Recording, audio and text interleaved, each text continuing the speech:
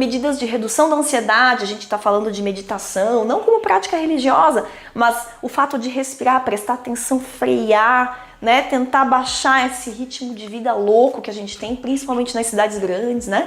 Então, tenho certeza, gente, que lá nas nossas bisas, avós, né, tataravós, devia ser bem menor a taxa de bruxismo na população, né? Porque era um estilo de vida mais slow, né? A gente sabe que a gente foi consumido por tecnologia, pela loucura do dia a dia, é muita coisa, então muito estímulo também, tá? Então, quanto menos estímulo, a gente acredita que vai, né, reduzir um pouquinho esses episódios, essa intensidade, né? E por consequência os efeitos deletérios, tá?